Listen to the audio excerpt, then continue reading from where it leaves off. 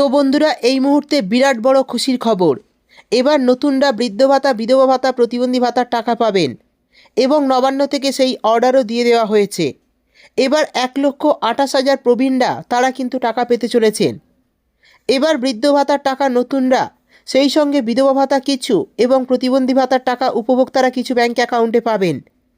তো এই বিষয়ে কি আপডেট জানানো হয়েছে সেটা আজকের ভিডিওতে আমি আপনাদের দেখিয়ে দেব, অর্থাৎ একটি আর্টিকেলের মাধ্যমে আমি আপনাদের জানিয়ে দেব। তাই ভিডিওটি একটু স্কিপ না করে পুরোটা দেখবেন। আর আপনি আমাদের চ্যানেলে নতুন এলে চ্যানেলটি সাবস্ক্রাইব করে পাশের নোটিফিকেশান বেলটি অল করতে ভুলবেন না।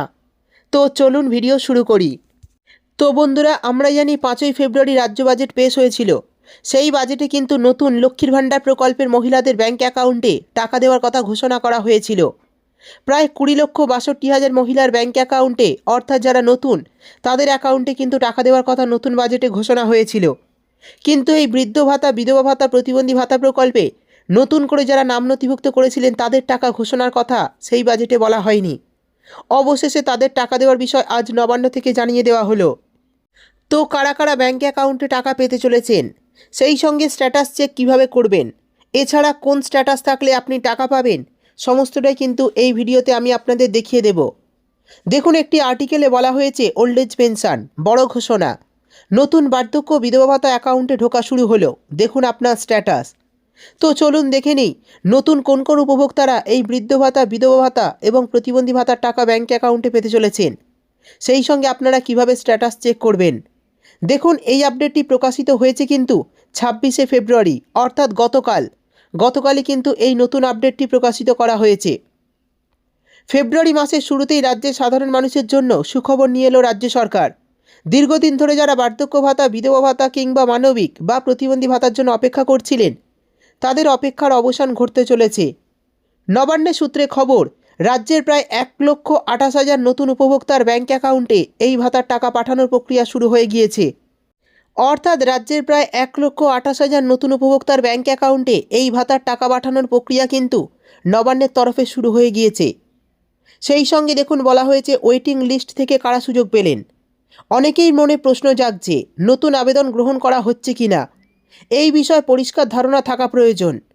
বর্তমানে রাজ্য সরকার সম্পূর্ণ নতুন আবেদনকারীদের টাকা দিচ্ছে না, বরং যারা আগে আবেদন করেছিলেন এবং পার্মানেন্ট ওয়েটিং লিস্টে ছিলেন তাদের অগ্রাধিকার দেওয়া হচ্ছে।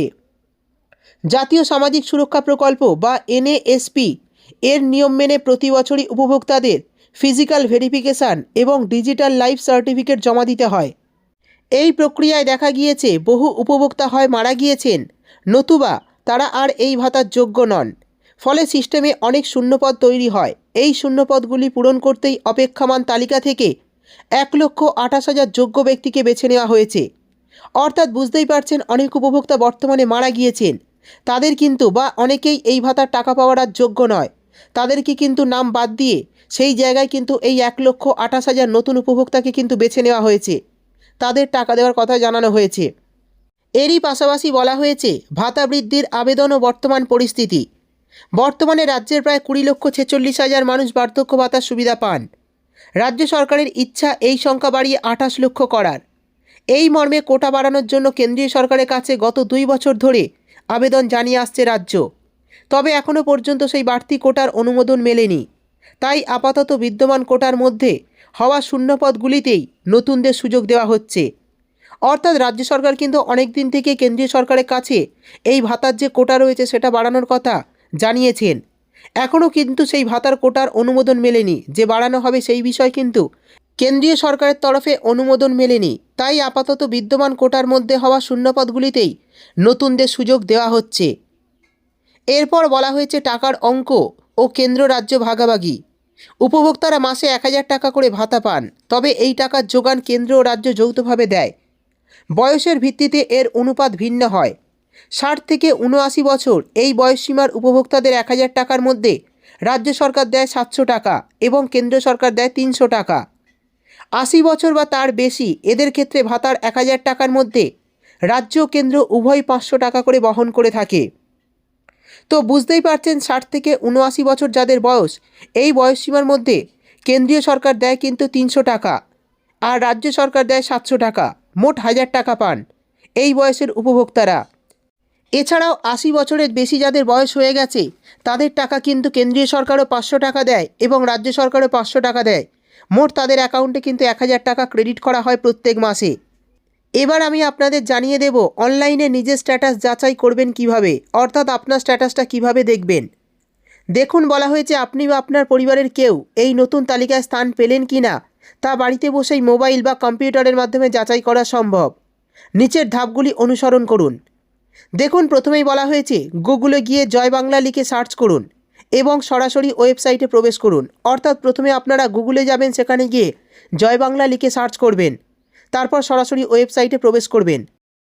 তারপর হোম পেজে থাকা ট্র্যাক অ্যাপ্লিক্যান্ট স্ট্যাটাস বোতামে ক্লিক করুন। এরপর আপনার ভাতার সঠিক স্কিমটি সিলেক্ট করুন, যেমন বার্ধক্য ভাতার জন্য WCD old age pension scheme, বিধবা ভাতার জন্য WCD উইডো পেনশন স্কিম ইত্যাদি। এরপর আপনার মোবাইল নম্বর, আধার নম্বর বা বেনিফিশিয়ারি আইডি যে কোনো একটি তথ্য দিয়ে সার্চ অপশানে ক্লিক করুন। আপনার মোবাইল নম্বর দিতে পারেন, আধার নম্বর বা বেনিফিশিয়ারি আইডি যে কোনো একটি তথ্য দিয়ে সার্চ অপশানে ক্লিক করবেন। ক্যাপচার কোডটা বসিয়ে সাবমিট করলেই কিন্তু স্ট্যাটাস দেখা যাবে। তারপর যে ক্যাপচার কোডটা আসবে সেই ক্যাপচার কোডটা বসিয়ে সাবমিট অপশানে ক্লিক করলেই কিন্তু আপনার স্ট্যাটাসটা দেখা যাবে, অর্থাৎ আপনি যে প্রকল্পে নাম নথিভুক্ত করেছেন তার স্ট্যাটাসটা আপনি দেখতে পাবেন। এরপর যদি স্ট্যাটাসে অ্যাপ্রুভড এবং পেমেন্ট সেকশানে পেমেন্ট আন্ডার প্রসেস বা পেমেন্ট সাকসেস দেখায় তখন বুঝবেন টাকা আপনার অ্যাকাউন্টে খুব শীঘ্রই ঢুকবে বা ঢুকে গিয়েছে। আর যদি ভেরিফাইড অ্যান্ড পেন্ডিং দেখায় তবে আরও কিছুদিন অপেক্ষা করতে হবে। অর্থাৎ বুঝতেই পারছেন, যদি স্ট্যাটাসে অ্যাপ্রুভড এবং পেমেন্ট সেকশানে পেমেন্ট আন্ডার প্রসেস বা পেমেন্ট সাকসেস দেখায় তখন বুঝবেন টাকা আপনার অ্যাকাউন্টে শীঘ্রই ঢুকবে বা ঢুকে গিয়েছে। আর যদি ভেরিফাইড অ্যান্ড পেন্ডিং দেখায় তাহলে কিন্তু আরও কিছুদিন আপনাদের অপেক্ষা করতে হবে এই সমস্ত প্রকল্পের টাকা পেতে। তো যাদের যাদের স্ট্যাটাসে এই মুহূর্তে অ্যাপ্রুভ অপশান দেখাচ্ছে বা পেমেন্ট আন্ডার প্রসেস লেখাটি রয়েছে তারা কিন্তু ব্যাঙ্ক অ্যাকাউন্টে টাকা পাবেন। আর যারা টাকা পেয়ে গিয়েছেন বা টাকা ঢুকে গেছে তাদের তো পেমেন্ট সাকসেস অপশান দেখাচ্ছে। কিন্তু যদি ভেরিফাইড অ্যান্ড পেন্ডিং দেখায় তাহলে আপনাদের আরও কিছুদিন অপেক্ষা করতে হবে এই বৃদ্ধ ভাতা, বিধবা ভাতা বা প্রতিবন্ধী ভাতার টাকা পেতে। তো বন্ধুরা, এই মুহূর্তে সমস্ত উপভোক্তাদের জন্য, অর্থাৎ যারা নতুন করে বৃদ্ধ ভাতা, বিধবা ভাতা বা প্রতিবন্ধী ভাতা প্রকল্পে নাম নথিভুক্ত করে রেখেছেন তাদের জন্য বড় খুশির খবর। তাদের টাকা দেওয়া কিন্তু ইতিমধ্যে শুরু করা হয়েছে। প্রায় 1,28,000 নতুন উপভোক্তার ব্যাঙ্ক অ্যাকাউন্টে কিন্তু এই সমস্ত প্রকল্পের টাকা দেওয়া হচ্ছে। তো বন্ধুরা, যারা এবারে টাকা পাবে না, অর্থাৎ যে 1,28,000 নতুন উপভোক্তাকে টাকা দেওয়া হচ্ছে সেই 1,28,000-এর মধ্যে যদি আপনার নাম না থাকে তাহলে কিন্তু আগামী দিনে আপনাদের টাকা দেওয়া হবে। সেই জন্য আপনাদের একটু অপেক্ষা করতে হবে টাকা পেতে। আশা করছি মাননীয় মুখ্যমন্ত্রী বাকি উপভোক্তাদেরও ব্যাঙ্ক অ্যাকাউন্টে টাকা দেওয়ার কথা হয়তো খুব শীঘ্রই ঘোষণা করতে পারেন। তো বন্ধুরা, এই বিষয়ে যদি আগামী দিনে নতুন কোনো আপডেট আসে তাহলে আমি আপনাদের ভিডিও করে জানিয়ে দেব। ভিডিও ভালো লাগলে একটি লাইক দিয়ে চ্যানেলটি সাবস্ক্রাইব করতে ভুলবেন না। দেখা হবে পরের একটি ভিডিওতে।